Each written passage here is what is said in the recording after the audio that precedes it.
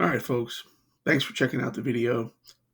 I want to talk today about YouTube reversing course and allowing people to openly publish content that calls into question certain things that have happened in our elections. So, from the Gateway Pundit here, the headline says YouTube reverses course on election misinformation censorship. It says YouTube has reversed course on, quote, election misinformation on their platform.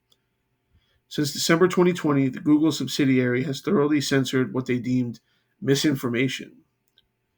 YouTube posted to their blog, "We first instituted a provision of our elections misinformation policy focused on the integrity of past U.S. presidential elections in December 2020, once the state's safe harbor date for certification had passed. 2 years, tens of thousands of video removals, and one election cycle later, we recognized it was time to reevaluate the effects of this policy in today's changed landscape. In the current environment, we find that while removing this content does curb some misinformation, it could also have the unintended effect of curtailing political speech without meaningfully reducing the risk of violence or other real-world harm. With that in mind, and with 2024 campaigns well underway, we will stop removing content that advances false claims that widespread fraud, errors, or glitches occurred in the 2020 and other past U.S. presidential elections. This goes into effect today, Friday, June 2nd. As with any update to our policies, we carefully deliberated this change." The blog announcement elaborates that certain policies will remain in place. All of our election misinformation policies remain in place, including those that disallow content aimed to mislead voters about the time, place, means, or eligibility requirements for voting, false claims that could materially discourage voting, including those disputing the validity of voting by mail, and content that encourages others to interfere with democratic processes. As a result of this censorship operation, alternative platforms such as Rumble have exploded under the banner of free speech. It is unclear what, if any, impact this shift had on their decision to reverse course. So, I mean, this is interesting. Is Google or YouTube, are they embracing free speech? No, they're not. Largely, the bulk of the damage done by this policy has been done, right? The 2020 election, the 2022 midterm election, okay, those are gone, those are done.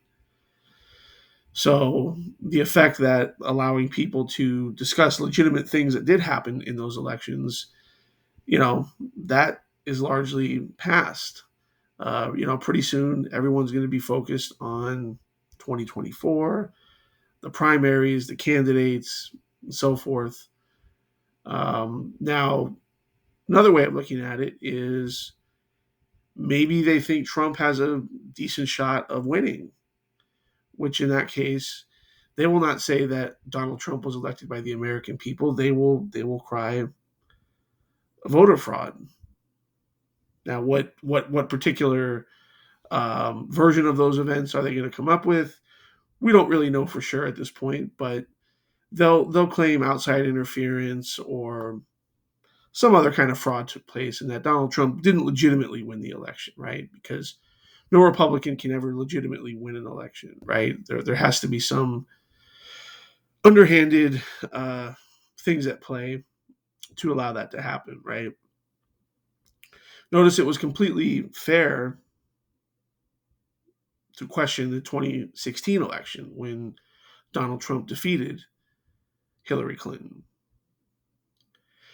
Now, as far as YouTube removing videos, I can personally attest to this, that I had done a live stream with a fellow YouTuber.